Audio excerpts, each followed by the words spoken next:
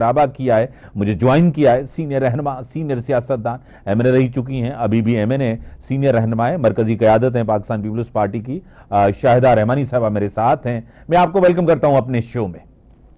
बहुत शुक्रिया। आज आपको पता है कि बड़ा अहम दिन है, काफी बिल अक्सीरियत के साथ मंजूर किए गए हैं, काफी शोर शराबा हुआ है, क्या कहेंगे इसके ऊपर? इम्तियाज, बहुत शुक्रिया। सबसे पहली बात तो ये कि अपोजिशन जो इस वक्त पीटीआई की शक्ल में हमारे पास मौजूद है, कभी सुन्नी इत्तेहाद तहरीक है, कभी वो पीटीआई है, पता नहीं क्या है, खैर वो किसी भी अच्छी चीज को कभी मानते नहीं। पार्लियामेंट का काम क्या है? पार्लियामेंट का काम है कानून साजी करना।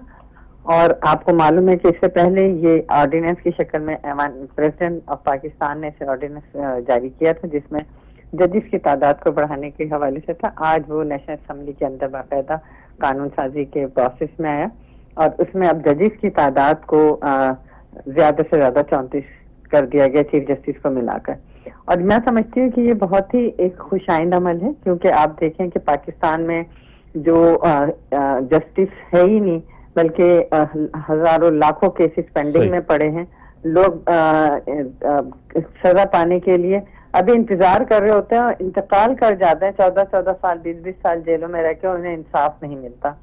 तो ये सारी चीजें, और यही वजह है कि पाकिस्तान का जो जस्टिस का निज़ाम है, अदालती निज़ाम है, दुनिया के अंदर देखें कि हम 139 इंतहाई तनज़्ज़ुली की तरफ हैं। उसको बेहतर करने के लिए काफी अरसे से इक़दाम किए जा रहे थे और अभी इसी के सिलसिले में आपने देखा कि 26वीं आईनी तरमीम भी हुई और अब जजेस की तादाद को बढ़ाया गया, ताकि जहां जहां जजेस कम है उनको केसेस को जल्द सुना जाए, जल्द निपटाया जाए। और इसके लिए जजेस की तादाद बढ़ाना, मैं समझती हूँ कि कोई ऐसा काम नहीं था जिससे हुकूमत, जो वो अपोजिशन जिनने जिस तरह एहतजाज जो शो किया, वो सुनना ही नहीं चाह रहे थे।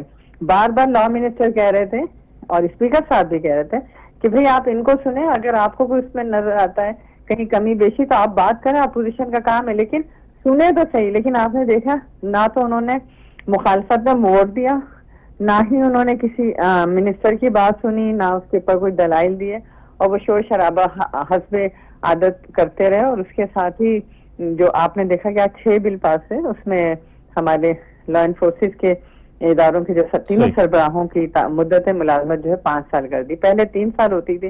मैं समझती हूँ अभी इक्वालिटी आगे, पार्लियामेंट की मुद्दत भी 5 साल, सुप्रीम कोर्ट के हवाले से भी 5 साल, यहाँ पर भी 5 साल, इलेक्शन कमीशन भी 5 साल। तो सब एक यूनिफॉर्मिटी आ गई कि तमाम इदारों के जो सरबराहान है उनकी मुद्दत मुलाजमत 5 साल कर दी। सेनेट अब भी अपर हाउस और उसकी मुद्दत 6 साल है। जिस तरह आपने कहा इमने ज़ैबा, क्योंकि आप लॉ मेकर हैं, आपका आना ही असेंबली में ये होता है कि आप तरमीम लाएं, आप कानून साजी करें, आइन में तरमीम करें, यही काम होता है। जो हुकूमत आते हैं वही कानून बनाते हैं और उन्हीं को मैंडेट होता है, हुकूमत उनको दी जाती है और आवाम का मैंडेट होता है।